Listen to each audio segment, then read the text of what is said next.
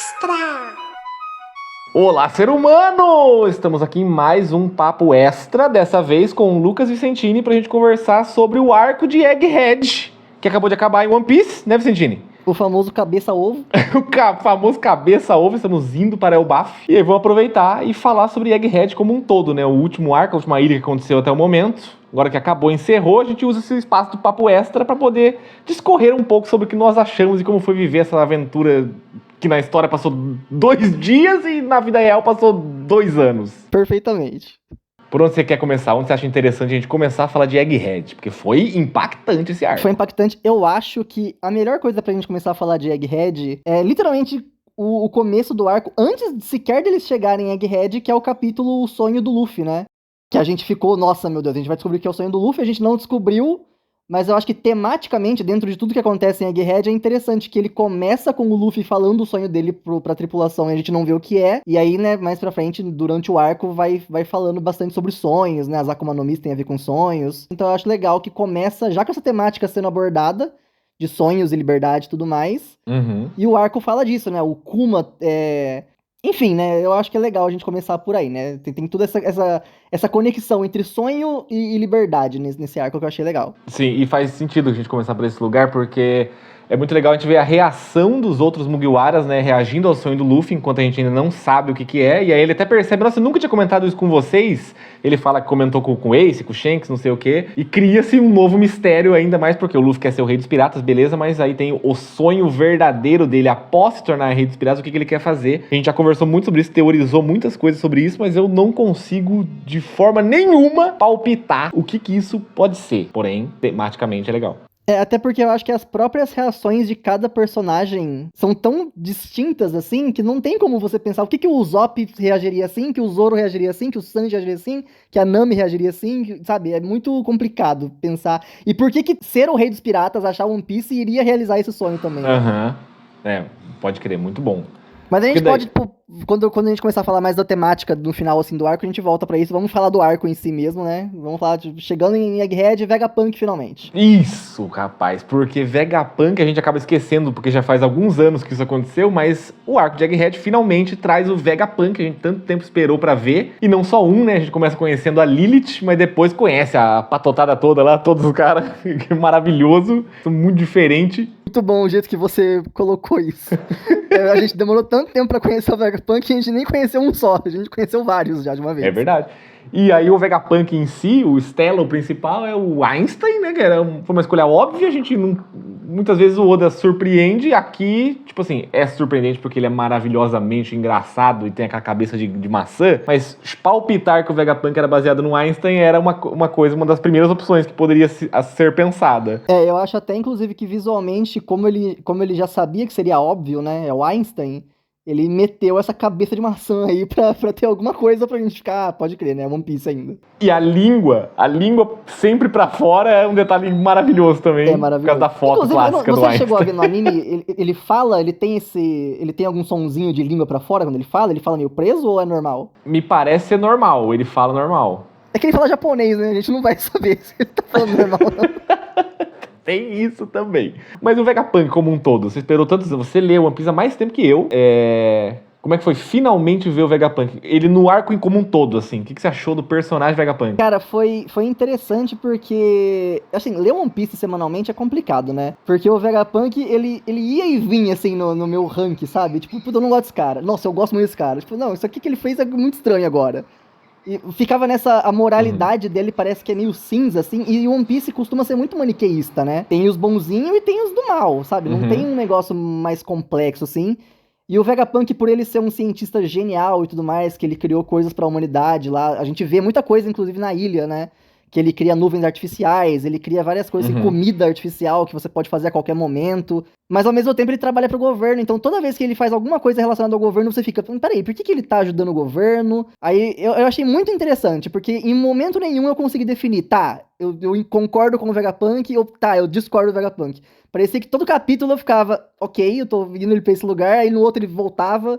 Então eu achei, tipo, divertida essa construção, assim, de não entender qual era dele, entendeu? Legal. E até legal que você falou no começo do seu raciocínio que o One Piece costuma ser muito maniqueísta em algumas coisas, e agora, no final de Egghead, né, sobra 2 versões do Vegapunk, que no caso, tipo, uma tá do lado da galera do mal e uma ficou do lado da galera do bem. Embora a Lilith represente a maldade, ela tá junto com os Mugiwara agora, e a Atlas ficou... A Atlas? Não, é a York. E a York tem que ver ainda se ela vai e realmente virar um Teriubito, sei lá, esquisito esse papo, mas ela vai ficar com a galera do governo lá, então o Vegapunk ainda vive, de certa forma, né, e ficou um pra lá e um pra cá. Eu acho interessante isso da York, inclusive, porque isso remete ao que eu tava falando desses negócios de sonho, né, porque o Vegapunk fala, né, que o sonho dele é basicamente criar a internet, né, ele quer, tipo, espalhar o conhecimento pra todas as pessoas de uma forma que todo mundo tem acesso a esse conhecimento da mesma forma, né.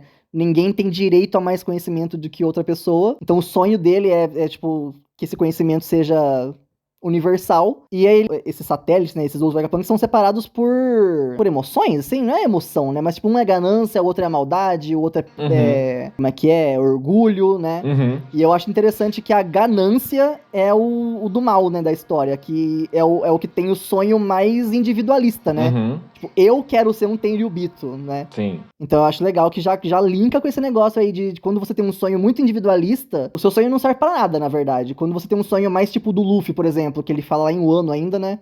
Que ele quer que todo mundo coma, né? Que os amigos dele possam comer à vontade e tudo mais. Quando você tem um sonho que abrange mais pessoas, isso tem mais uma força a mais, assim, né? Uma força a mais dentro da história. Sim. E a temática do sonho que você apresentou lá atrás, com o sonho do Luffy, tem esse desenrolar do sonho do Vegapunk e tudo mais, eu queria meio que ir um pouco fora da ordem de como foi Egghead e puxar pra gente falar já um pouco sobre o Kuma, porque tem a Bonnie e o sonho da Bonnie também em relação ao Nika, e aí o próprio Kuma, quando recupera de certa forma a consciência, quando tá lá com os revolucionários, ele tem esse ímpeto, esse instinto de... ele sabe que a filha dele tá em perigo e ele só vai assim e bate na headline e sobe marejoa e passa, porque ele tá desesperado indo atrás dela. E o flashback do Kuma, por si só, né, uma obra-prima, tipo, todo o flashback, toda a trajetória desse personagem que muita gente talvez não ligasse tanto pra ele, de repente ele tá lá no top 10 de todo mundo agora, como um dos melhores personagens de One Piece. Eu acho engraçado porque toda vez que as pessoas me perguntam, né, em relação a flashback... tipo, One Piece tem muitos flashbacks e todos eles são muito impactantes, né? E aí sempre tem a questão, qual que é o melhor flashback? É o da Robin? É o do Law? É o do Oden? É o do Kuma? E sempre parece que é o último, né? Não, o melhor flashback foi o do Oden, não tem como esperar. E agora parece que é o do Kuma, não tem como esperar. Mas é legal mesmo, porque... Sabe o que eu fiquei pensando esses dias? O Kuma, ele tava lá na Grande Line, na Red Line, né? Ele era escravo lá e tudo mais. O Sabo foi lá, resgatou ele, os revolucionários resgataram ele. E aí, quando ele foi pra Egghead, ele teve que escalar de novo a Red Line, né? Se os revolucionários não tivessem resgatado ele, será que ele teria chegado mais rápido em Egghead? Talvez sim, mas por um acaso do destino, o momento que ele chega é o que é dramaticamente mais interessante, né? Que ele chega em cima da hora pra ajudar. Perfeitamente. Então os revolucionários só pensaram no roteiro. Eles falaram, vamos pegar ele, porque vai ser melhor pro drama do desenrolar. Perfeito. Mas você curtiu o flashback do Kuma? Você acha o melhor do One Piece? Como é que tá na sua memória agora? Eu acho que... Eu não quero cravar o melhor de One Piece, porque também isso envolve muita coisa pessoal, assim, né? O flashback da Robin, eu vi faz muito tempo, né, em Enies Lobby. E ele foi a primeira coisa que me impactou, tipo, de verdade. Assim. Não foi a primeira coisa, né? Mas foi, tipo, a primeira vez que eu tava assistindo One Piece que eu falei, caralho, mano, eu não esperava esse nível de emoção, assim, numa história, sabe? Falar de genocídio, falar de perseguição do governo contra pessoas que estão tentando descobrir a história de verdade. E a própria emoção da Robin de falar com a mãe dela e a mãe dela fingir que não conhece ela pra ela não ser linkada com essa história toda. Então eu acho muito difícil. Toda vez que alguém me pergunta, o primeiro que eu sempre penso é o da Robin. Mas o do Kuma também é muito, muito emocionante. Toda a construção do Kuma, dele ser essa pessoa que tira a dor das pessoas e toma pra si. Sabe, todo o jeito que ele é desenhado também, ele é muito, tipo, desenhado como se fosse um santo de verdade. Então eu acho que tematicamente e narrativamente mesmo tem argumentos aí pra falar que é o melhor flashback de One Piece. E é uma das melhores partes de One Piece, tipo, independentemente de ser flashback ou parte da história mesmo, é uma das coisas mais bem escritas, assim, que o Oda já escreveu. Sim, eu gosto muito também do flashback do Kuma, e a gente comenta um pouco sobre isso no episódio que o Matheus Joy Boy esteve com a gente, que o ouvinte ainda não tem acesso a esse episódio, mas vai sair ainda no mês de setembro, que eu gosto dessa temática do Kuma ser um pastor, e como o Oda também trabalha essa questão, porque poderia ser usado, né, Tipo, ele associar o Kuma a ser um pastor de uma igreja e a crença dele tem, no mundo que a gente vive hoje em dia, né? A religião como um todo, ela é sinônimo de uma coisa muito ruim, né? E opressora, e enfim. E aí, mas o Oda, ele pega a essência da coisa. Tipo, o cara é bondoso, ele quer ajudar ao próximo, e ele coloca ele como um pastor, e ele desenrola ele atendendo as pessoas da cidade lá, e aí, acima de tudo isso, tem a crença dele pessoal em cima do Nika, que acaba passando para a filha dele, e aí quase como se fosse o conceito em si, assim, a essência da crença, tipo, a esperança do acreditar. Ele acredita nessa figura, acredita nessa lenda. Então eu acho legal também o Oda tocar nessa questão, que poderia ser um vespeiro, assim, ele querer tocar em crença, em religião, em fé, dependendo de como se trabalha, por causa do mundo que a gente vive hoje, que isso está muito mais associado, né, a uma coisa negativa pela corporação religião, mas o Oda, gênio que é, eu gosto disso. Eu gosto do exército revolucionário ter sido fundado por um cubano, um travesti e um pastor, sabe? Essa união Perfeito. é maravilhosa. Eu acho que inclusive o Oda foi muito esperto. O Oda é um gênio, né? Não tem o que falar.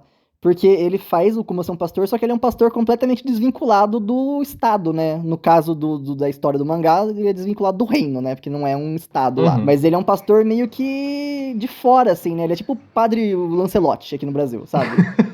Que ele realmente tá ali pra ajudar as pessoas, aquilo ali é uma comunidade de pessoas se ajudando e tudo mais, sabe, de alegria e de comunidade mesmo.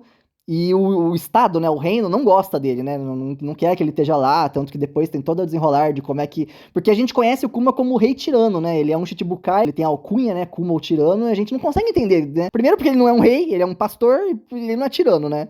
E aí tem todo esse desenrolar de como que ele vira rei, por que o governo foi taxar ele de tirano depois, porque ele na verdade não era. Então eu acho legal, assim, que o Oda soube usar perfeitamente um líder religioso que não cai nessas de só tô aqui por poder, sabe? Eu tô aqui pra ajudar mesmo. Sim.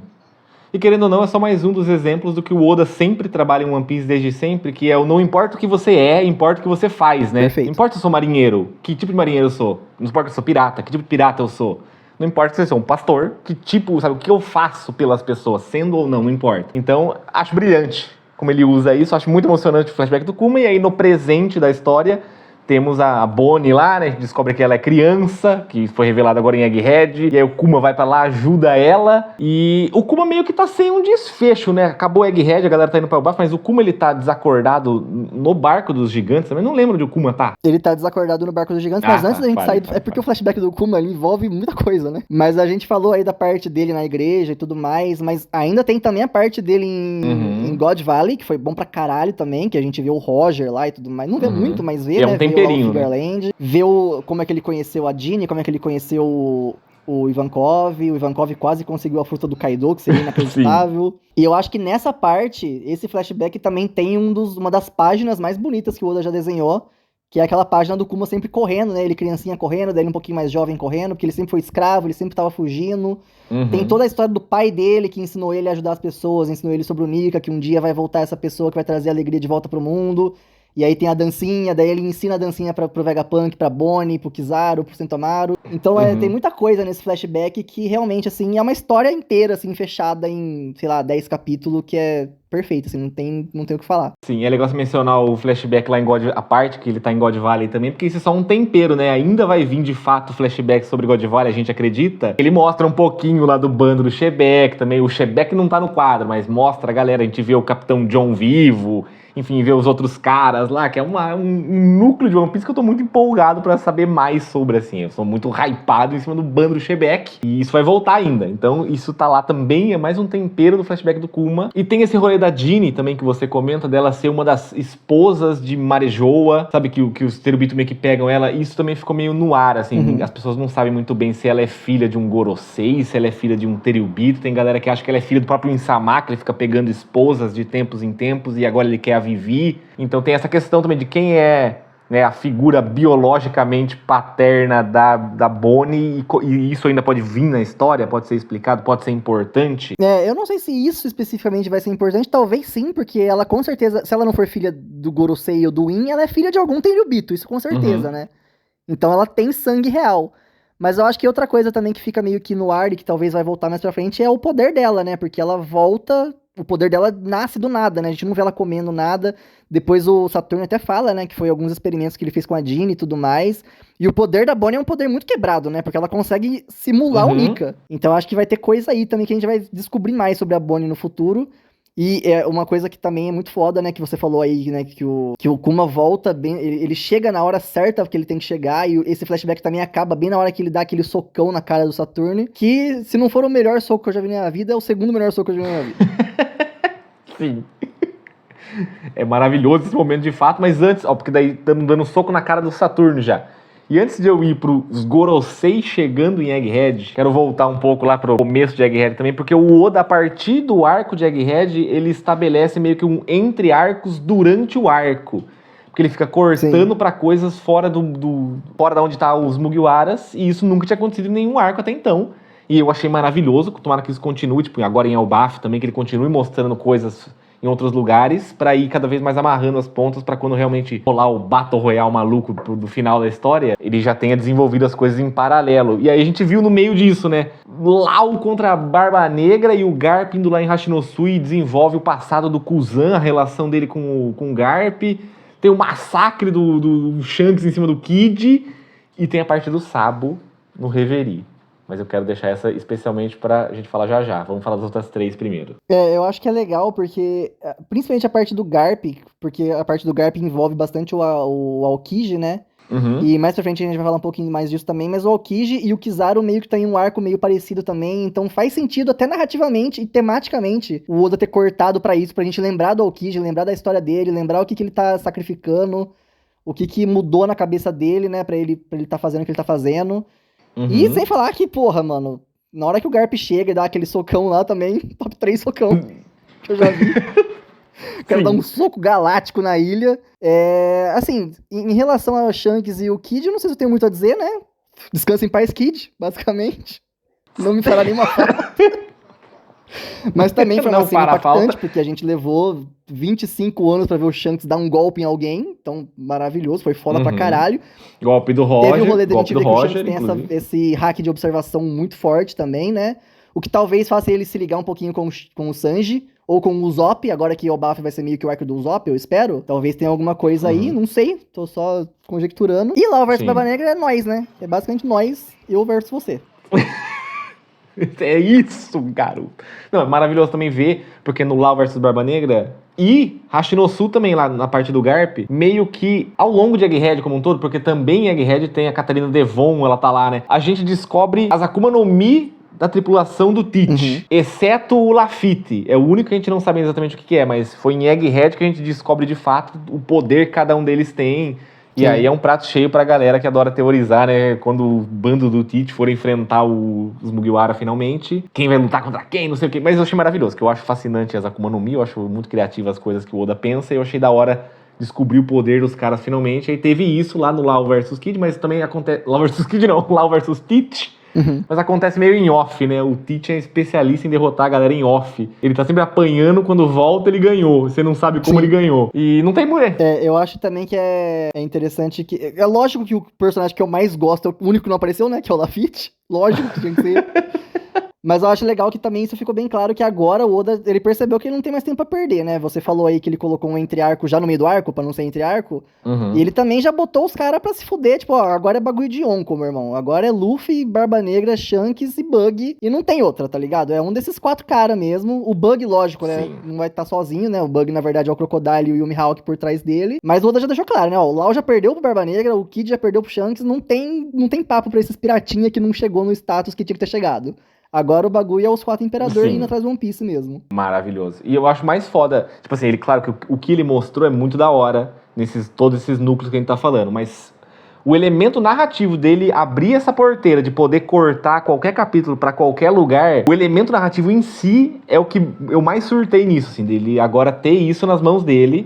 E aí teve a parte do Sabo, por exemplo, que não é só o Sabo no presente, e bem no começo de Egghead, né, a gente vê Luluzia sendo desintegrada.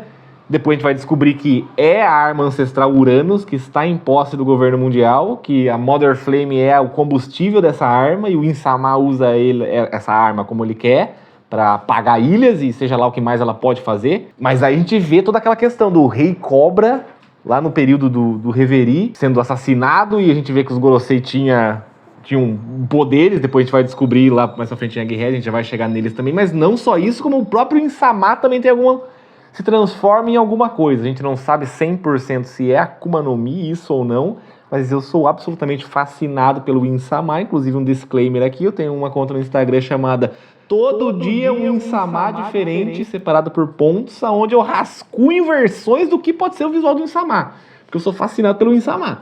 E agora, sabendo que ele vira um bichão, eu tô muito empolgado. Fala um pouco como foi pra você esse momento aí do Sabo vendo isso, o Rei Cobra, tem todo o debate, né? O que eles falam é muito interessante.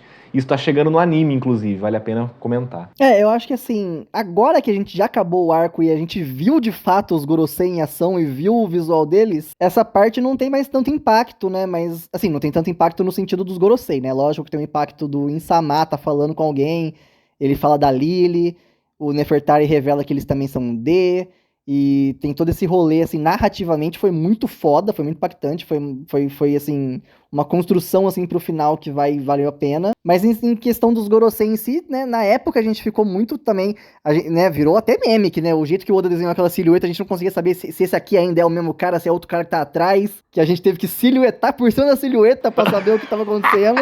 Sim. Mas é legal que o Sabo fala, né, parece que eu tô no próprio inferno, né, não sei o quê, então... É muito bom, cara. Tipo, é uma coisa que a gente não esperava, né? A gente ficou tanto tempo sem nem saber sequer que o Insama existia, que agora tudo que tem um pouquinho de Insama e tudo que, tipo, revelar os Gorosei, que eles realmente têm alguma forma extra, que a gente não sabe se é fruto ou não, foi muito bom, cara. Foi muito impactante, assim. Foi um bagulho que, agora que a gente já viu os Gorosei, perde um pouco o impacto, mas... ainda é legal. Sim, isso é uma coisa que eu até falei com você em off já, seguindo a lógica da estrutura de mangá shonen, né, que a ameaça do próximo arco sempre é maior do que a anterior, e aí depois de Kaido tivemos os 5 Gorosei como a grande ameaça do final de Egghead, a gente já conversou sobre isso, de o que vem em Elbaf, porque na minha cabeça eu tava pensando, tipo, pra mim eu só consigo visualizar ou os Yonkous saindo na porrada, tipo uma batalha de Yonkous acontecendo, ou o próprio Insama, da mesma forma que foi surpreendente os Gorosei aparecendo do nada, o governo mundial já ir inteiro em cima de Elbaf atrás dos caras, meio que começa o Ragnarok, o Oda pode brincar um pouco com isso, né, já que Elbaf é toda mitologia nórdica, ele brincar com o Ragnarok e começar uma guerra já em Elbaf. Mas, comentando só sobre o flashback, eu acho muito interessante que o Insama, ele muito... por cima, assim, ele até fala, os D são aqueles que se opuseram naqueles tempos, meio que ele fala o que são os D, assim, é o que a gente já imaginava, mas ele não explica de fato, a gente precisa da explicação ainda. Ele fala da Lily, foi por culpa do erro dela que se espalhou, né, os poneglyphs, então tem que entender ainda essa questão desse erro dela, e a relação que ele tem com a Lily, é outra coisa que a gente já conversou em off, que eu acho muito reducionista a galera imaginar que o Insama era apaixonado pela Lily e foi frustrado. Eu não acho que seja algo relacionado a isso, que tem a ver com romance. Ele gostava dela, foi frustrado e tem essa raiva, essa mágoa por 900 anos. Eu acho que é algo mais profundo. O que você pensa sobre Insama, Lily e as coisas que ele conversa com o Cobra ali antes de matar ele de fato? Eu acho também que não vai ser, porque assim, One Piece nunca foi sobre romance, né? Nunca teve um romance, assim. O máximo que tem é a piadinha da Hancock se apaixonar pelo Luffy, porque ele é muito foda. Então eu acho que não vai ser isso, até porque isso é um clichê de narrativa bem ruim, né? O próprio Game of Thrones tem esse problema de que toda essa treta é por causa da mulher que fugiu com o cara. Então eu acho que não vai ser isso, não. Eu acho que é mais uma parada de tipo, ele confiava nela que ela ia ajudar ele nesse negócio todo, eles eram contra esse reino. E, na verdade, ela percebeu que ela tava errada, né? Eu acho que vai ser uma coisa mais básica, assim mesmo. Mas em questão do que eles conversam, você sabe, né? Eu não sou muito de ficar teorizando sobre One Piece. Eu gosto de descobrir as coisas. A cada 10 anos o Oda revela alguma coisa. Tá aí descobrindo aos poucos. Mas eu tô empolgado. E em relação ao que vai acontecer em Elbaf, não quero entrar muito nisso pra gente não perder o foco de que a gente tá falando de Egghead. Claro. Mas eu tenho a impressão de que a gente vai seguir 2 caminhos separados aí. Porque eu acho que é muita ênfase nesse fato de que a gente tem 2 navios agora em Elbaf. Tem o Sunny e tem o navio dos gigantes, né? Os gigantes terem aparecido em Elbaf já foi meio... Puta, por que esses caras apareceram aqui, né? Sabe? Então me parece que foi uma desculpinha do Oda pra ele ter 2 navios exatamente pro Sunny e pra algum lugar, porque vai acontecer alguma coisa nessa viagem. E o navio gigante realmente pra Elbaf. E a gente vai ter essas 2 coisas em paralelo, assim. E tem alguém esperando eles lá, que parece que foi quem mandou os gigantes ir buscar eles. Então, eu tô sentindo que a gente vai entrar nessa seara, assim, tipo, quando aconteceu em Holy Cake, né? Em Dressrosa também, que metade da tripulação tava fazendo uma coisa, outra tava fazendo outra coisa, pra já, tipo, pra correr com a história mesmo, né? Pra, tipo, sei lá, metade da tripulação vai ter que resolver qual vai ser o plano de Elbaf, a outra metade vai atrás do último Poneglyph, que tá com o navio lá do cara do Sedemoinho. Eu acho que vai ser uma parada assim. Perfeito, é o que eu tinha pensado. Quando você tava falando, eu pensei justamente isso. E aí, só pra deixar avisado aqui no meio do nosso papo extra sobre Egghead, o papo extra pode acabar voltando com... A gente acompanha One Piece, né? E, pontualmente, a gente não vai falar só de conclusão de arcos. A gente pode, ao longo de Elbaf também, esperar acumular alguns capítulos ou falar de um capítulo muito pontual que seja muito impactante. Só deixando claro pro ouvinte aqui que a gente ainda volta a falar de One Piece daqui pra frente, não vai esperar o Elbaf acabar pra falar sobre o arco de Elbaf. Mas, voltando, o anime vai ter agora essa questão do Sabo lá encontrando o cobre e tudo mais, a gente vai ouvir a voz do Insama pela primeira vez. Então, tem essa questão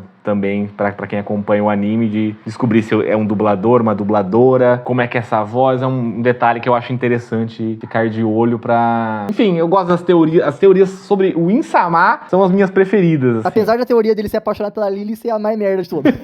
Sim, e é que a galera mais fala. É o que a galera mais fala. Mas, enfim. Aí, altas confusões acontecem em Egghead, né? Porque daí vem Marinha, tem a Cip-Zero lá, tem o negócio de Serafim, aí tem o Vegapunk traidor. Fica todo um bololô antes da gente chegar, de fato, nos Gorosei chegando lá. No meio de todo esse nó que acontece, a gente já conversou em off algumas coisas também, que você traçou paralelos muito interessantes sobre como o Oda trabalhou a temática, né, de humanidade versus criaturas artificiais dentro de Egghead como um todo também, porque lá tem clones, além dos... Os serafins também são clones, né? Mas é que tem a Stussy especificamente. O que você tem a dizer um pouco sobre essas temáticas no meio desse... Eu juntei esse bololô todo de caos que aconteceu num tópico só aqui pra gente. Foram tantas coisas. É bom porque aconteceu algumas coisas que nem vale a pena a gente citar muito também, né? Sim. Mas isso é muito interessante também, né? Porque além de começar com o capítulo que o Luffy fala de sonhos, do sonho dele, né?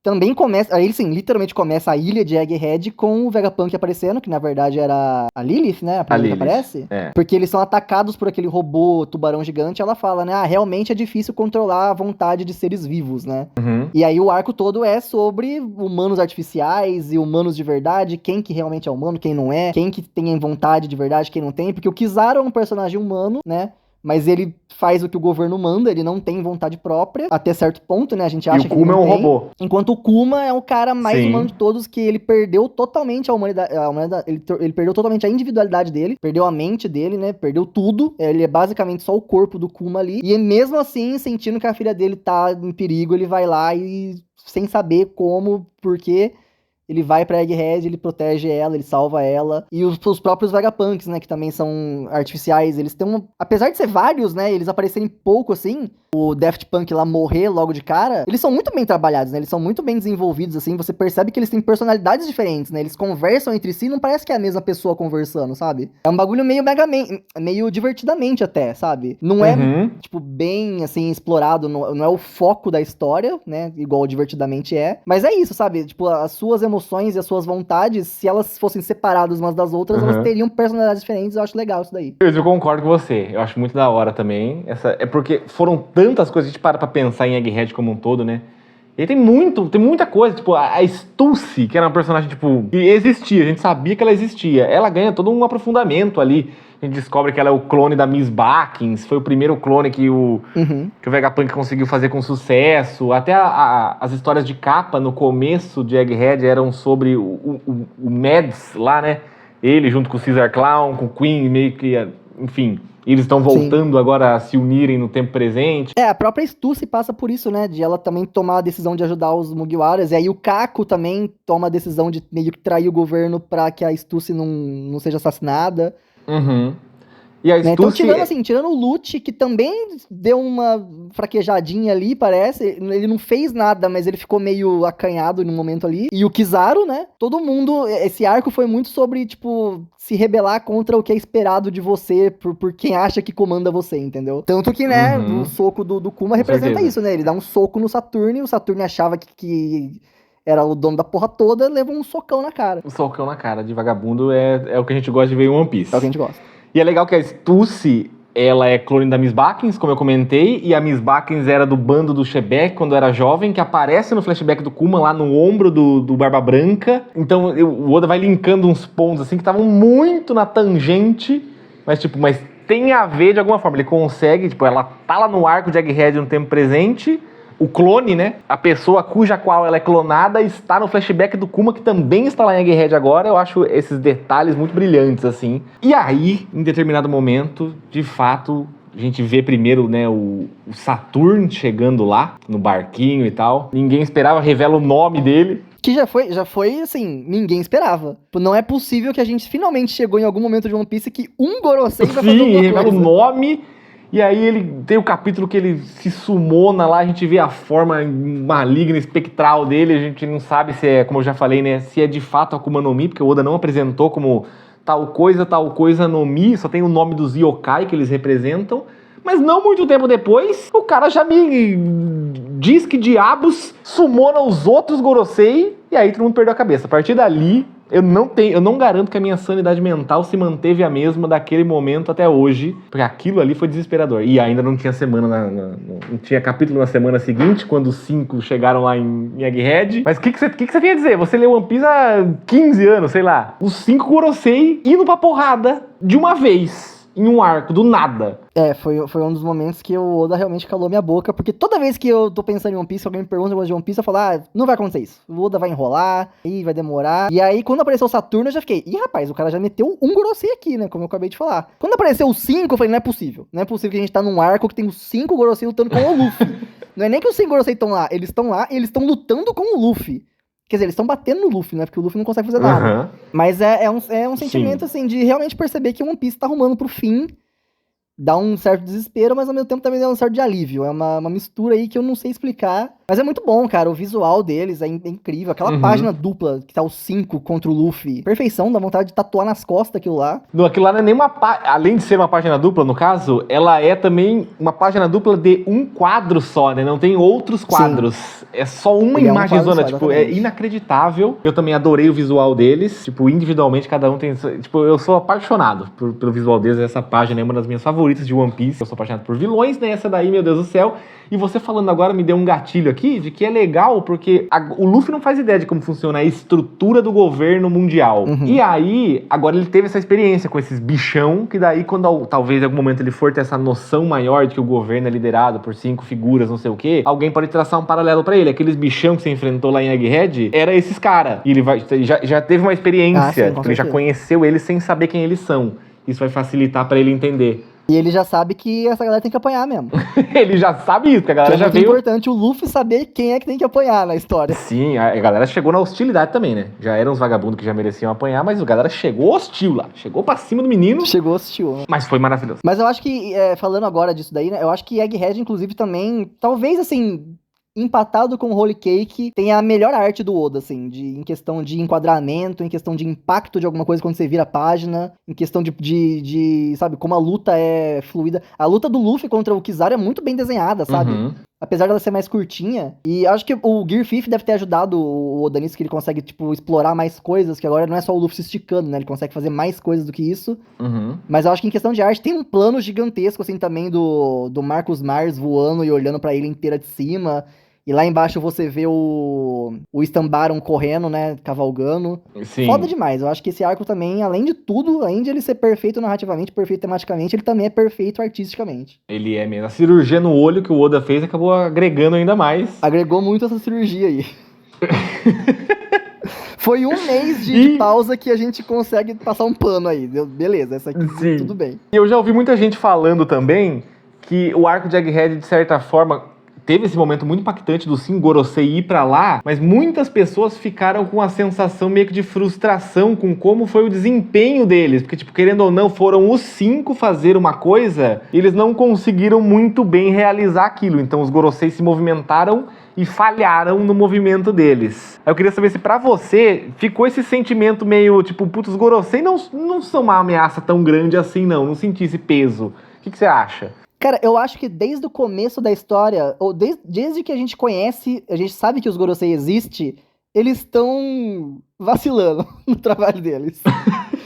Porque, assim, eu acho que nesse arco específico, eu não concordo com isso. Eu não acho que eles vacilaram. Eles, tipo, a mensagem passou, né? O Vegapunk conseguiu passar a mensagem. Mas eu acho que, assim, cara, tava claro, tava bem na cara, assim, que não ia dar pra fugir desses caras. Não ia dar pra fugir deles, não ia dar pra derrotar eles. Não tinha o que fazer. Se não tivesse acontecido tudo aquilo que aconteceu, não sei se a gente vai querer falar disso agora, já dar spoiler disso, mas se não tivesse acontecido o que aconteceu pra que os Gorosei sejam, entre aspas, derrotados, o Luffy teria sido derrotado, entendeu?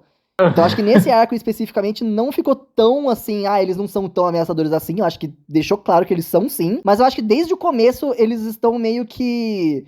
Parece que esses 900 anos que passou, tava tudo tão ok pra eles, que eles não estão dando a devida importância agora pras coisas que o Luffy vem fazendo, sabe? Desde Enies Lobby, quando o Luffy invadiu lá, tem muita coisa, desde que eles ouviram falar que o Luffy tinha Gomu Gomu no Mi, eles não fizeram nada, o Luffy já tinha o Chapéu de Palha, não fizeram nada, então eu acho que parece que eles são meio paia desde o começo, assim. Parece que desde o começo já tá acontecendo coisas que eles não estão conseguindo controlar, sabe? Sim.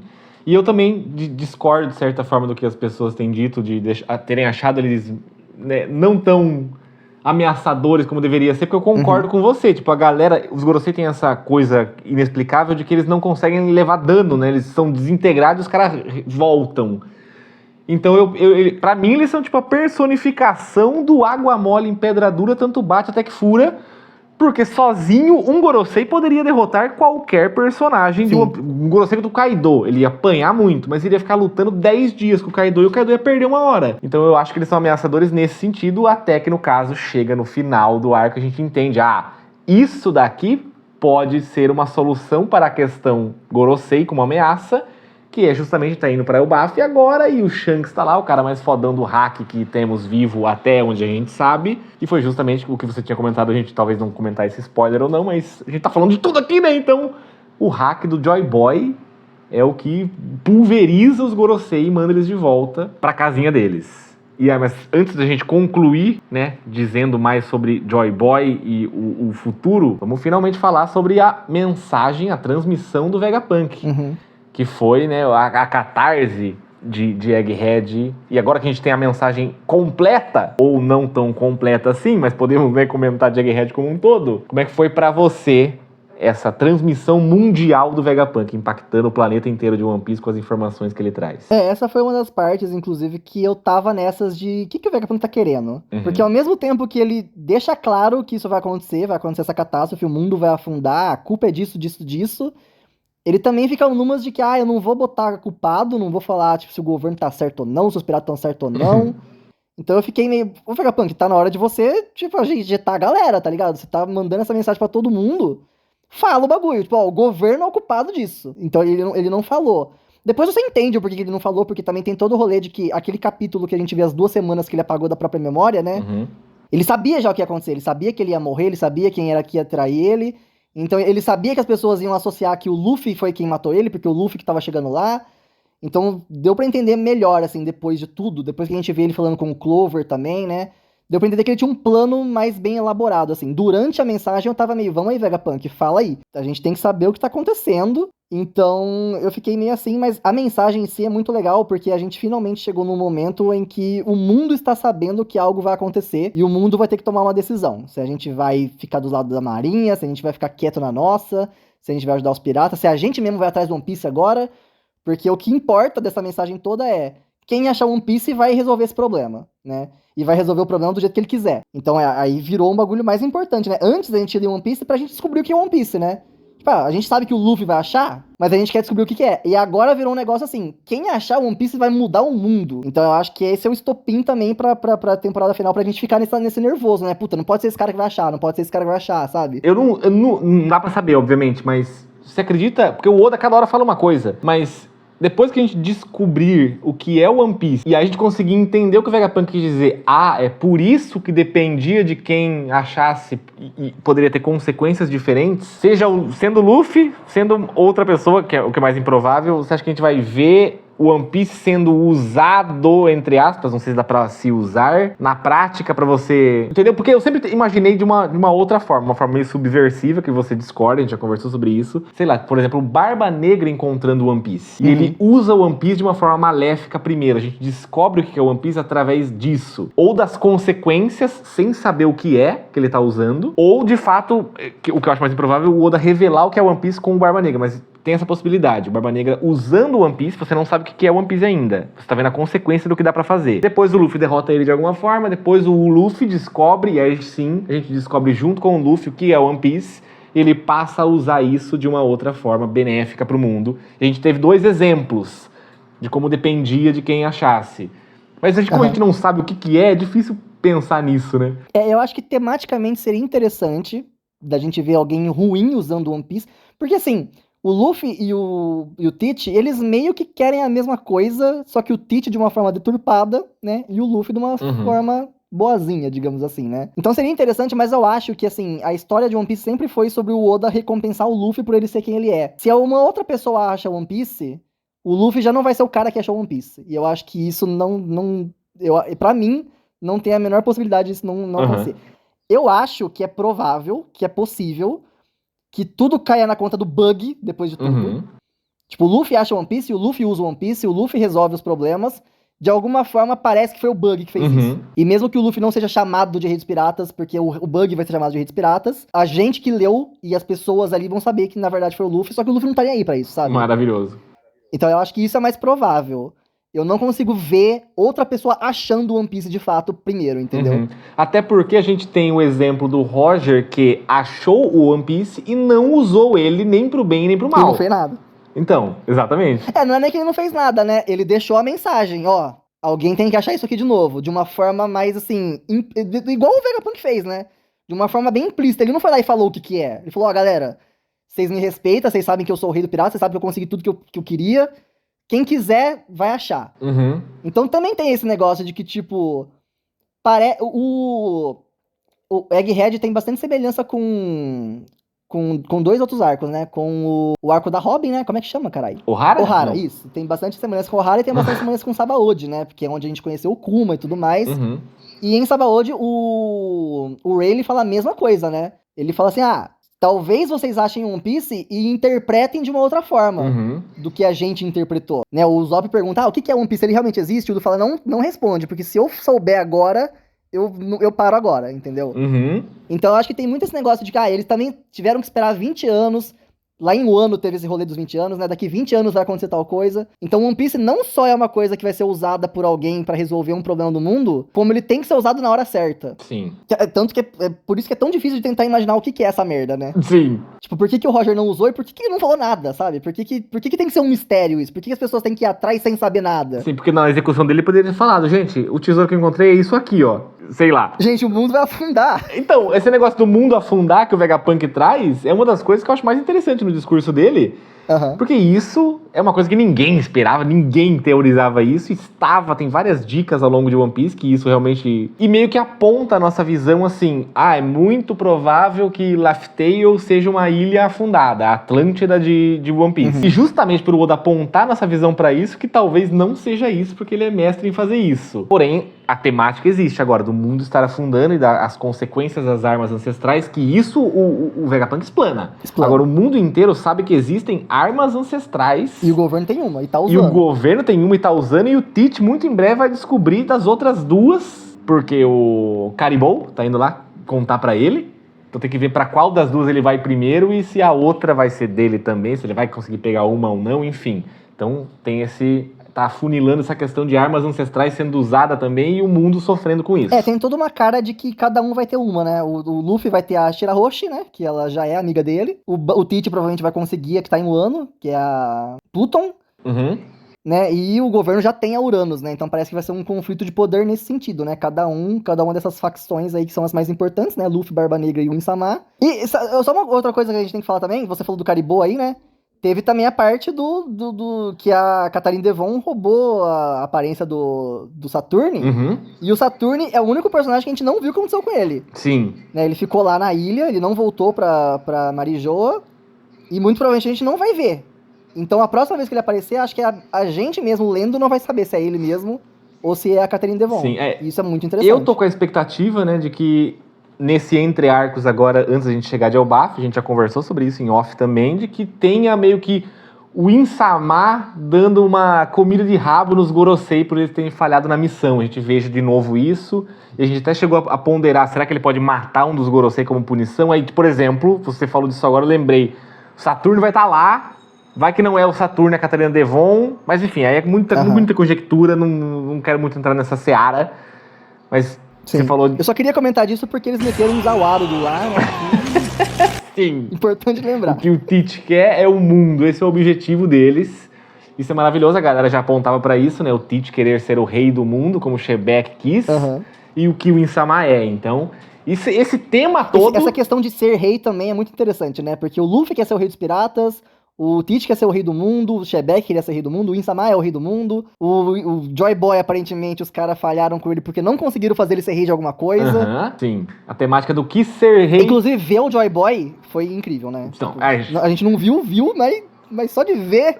Já, nossa, o Joy Boy. Sim, vai costurando essa questão que você falou do rei, pra gente ir pra Joy Boy finalmente, é que... É de novo o que eu falei lá atrás, né? Uma temática que o Oda trabalha sempre, do não importa o que você é, importa o que você faz. Tem vários personagens com essa temática do que o ser rei significa pra você. Mas a ideologia deles é completamente diferente. E aí a gente finalmente também tem esse vislumbre, esse tempero de Joy Boy, porque o robô gigante que o Vegapunk usa pra transmitir a mensagem era esse robô ancestral. A gente descobre lá no flashback que era amigo do Joy Boy. A gente vê a silhueta do Joy Boy, como você falou, usava chapéu de palha também. Aparentemente ele está, na minha visão, em Zou ali, porque ele tá numas construções quadradas, assim, em cima de uma delas, tem umas árvores, parece ser Zou, mas aí... Eu acho que ou ele tá em Zou ou ele tá em Laugh Tale. Sim, e aí eu fiquei até pensando, mas ele tá em Zou já em cima, Zou sempre foi em cima de Zunisha, ou era Zou a ilha, que depois, tipo, Zunisha já era daquele tamanho naquela época? Eu fiquei meio que refletindo sobre isso. Não dá pra saber muito, não. Mas ele estar em Laugh Tale é uma possibilidade muito legal também, e a gente tem essa relação, tem uma demonstração de poder do Joy Boy, que sela o seu hack dentro de uma corda amarrada, né? E 800, 900 anos depois, o MF, que é o robô gigante, solta essa corda e manifesta o hack do rei mais poderoso do Joy Boy e o mais poderoso que a gente já viu em One Piece até hoje. E meio que... Puta capítulo. Chorei. Nossa, esse capítulo é maravilhoso, porque o conceito da corda por si só eu já achei lindo, assim. Foi uma coisa, sabe, muito besta. O cara deixou uma cordinha amarrada, deixou o poder dele lá, tipo, desamar, sabe, desate esse nó. Eu achei muito bonito, muito simples e bonito. E o logo de One Piece tem uma corda, né? Tem um nó. O logo de One Piece tem uma corda, tem um nó. Então, isso é maravilhoso e fala mais dos seus sentimentos, de ver a silhueta do Joy Boy falando e dando hack pro amigo, ó, usa o meu hack aí quando você precisar de ajuda, querido. Cara, eu acho que, assim, a gente vive com essa piadinha do Oda gênio, não tem como. Que, assim, é uma piadinha, mas é real, né? Ele é um gênio, não tem o que fazer. E é impressionante, cara, porque ele criou esse conceito de Joy Boy, né, garoto feliz, e realmente toda vez que ele fala disso ou ele mostra isso, a gente fica feliz lendo, sabe? Tipo, é um bagulho assim, beleza, o Luffy é muito engraçado, a gente fica feliz por ser engraçado o que ele faz, é uma coisa, mas a gente vê a silhueta do cara... Só ver a silhueta do cara e já ficar feliz de estar vendo ele é muito surreal, sabe? É um domínio de narrativa, assim, que eu acho que ninguém mais tem, cara. Ninguém tá no páreo do Oda pra escrever histórias hoje em dia. Sim, e eu gosto muito dessa sensação das coisas se afunilando, assim. A gente agora tem uma silhueta pro Joy Boy, a gente tá entendendo o Emeto que surgiu em Egghead, também esse conceito desse personagem que era um robô que atacou Marejô 200 anos atrás, a gente não sabia que existia isso. Sabe-se lá o que pode vir agora em Elbaf, que também tem ligações com o século perdido, então essas pecinhas que vão sendo adicionadas e vai afunilando com Lili, Insama, Joy Boy, a relação entre essas pessoas, Izunisha e não sei o que, isso é muito poderoso, assim, cada peça que vai surgindo é sempre muito impactante, até a história se afunilar ao ponto de restar apenas One Piece pra gente descobrir todo o escopo do negócio. Perfeito. Tem algo a mais sobre Egghead tenhamos esquecido de comentar? Acho que não, acho que só dá essa ênfase mesmo, que eu acho que tematicamente Egghead é um dos arcos mais, assim, mais bonitos de One Piece, por causa disso, sabe? É um arco sobre sonhos, sobre liberdade e sobre rebeldia. Então você tem lá o Kizaru, que nunca se rebelou, mas no final ele, sabe, a gente finalmente viu ele tendo uma emoção. Uhum. E aí você linka isso com o Aokiji, eu falei que o Egghead tem muita conexão com Ohara, né? Porque o Aokiji foi a mesma coisa, ele viu o Buster Call acontecendo, ele sabe o porquê que isso aconteceu, ele não concorda, mas ele seguiu, né? Ele congelou o Sol, que era o amigo dele. Depois ele se arrependeu, né? Ajudou a Robin a fugir, saiu da marinha, né? Uhum. O Kizaru não fez isso ainda, mas a gente não sabe o que vai acontecer com o Kizaru. Enquanto isso, por outro lado, o Vegapunk se rebelou e se sentiu mais livre por causa disso. O Kuma, sem consciência nenhuma, também se rebelou contra a programação dele pra proteger alguém que ele amava. Então eu acho que, assim, em questão temática, Egghead é genial, assim, sabe? E, né, teve o capítulo lá também que revela que o Sol tá vivo, né? Que eu chorei no ônibus. Sempre bom falar quando eu choro em público por causa de One Piece. Então, assim, esse negócio que o Oda construiu disso que eu falei, sonho, rebeldia e liberdade, o jeito que ele desenvolve isso, o jeito que você nem percebe isso chegando, quando chega, você fala, caralho, mano, olha o jeito que ele amarrou em um nó todas essas coisas, e quando ele solta esse nó, você sente esse impacto, sabe? Maravilhoso. Perfeito. Cara, é um gênio da linguística e análise. E por todos esses elementos que você comentou, né, por todas essas temáticas que a Egghead tem e por todas as outras, os acontecimentos de forma prática também, todos os hypes que o Oda planta, todos os hypes que ele desenvolve, teve tanta coisa em Egghead. Eu digo, sem medo nenhum, que Egghead é o meu arco favorito de One Piece. Era o ano, acabou o ano, Egghead, agora é Egghead, e eu tô nessa... Sabe, o cara nunca mais vai fazer um arco menos bom do que o arco que acabou de passar. Então, One Piece é só ladeira acima, até o final. Eu não consigo mais, eu desisti. Não consigo mais ranquear arcos de One Piece, mas Egghead tá lá em cima, com certeza. Perfeito. Mesmo com o Zoro lutando com o Lute por 30 mil capítulos... Todo o resto em volta compensa. Isso a gente esquece, isso a gente ignora. Tá maravilhoso. Ouvintes, gostaram do nosso papo de One Piece aqui? Vocês acham interessante a gente voltar, comentar mais sobre o arco de Elbaf agora, pontualmente? Só os capítulos impactantes? O que vocês acham? Falar de arcos antigos também, temáticas ou coisas específicas de alguma coisa? Podemos falar também. Isso aqui é o Papo Extra, um podcast, um outro selo do podcast Papo Vazio. Siga a gente, por favor, nas redes sociais todas, no Instagram, no YouTube, @Papo Vazio, no YouTube é podcast Papo Vazio ou Papo Vazio Podcast, e você vai encontrar lá, pra quem não tem Spotify, está ouvindo a gente no YouTube agora, oi, pra você que está no YouTube, sabe que nós também estamos no Spotify. Gente, meu querido, é isso? É isso. Então, um beijo, galera. Beijos.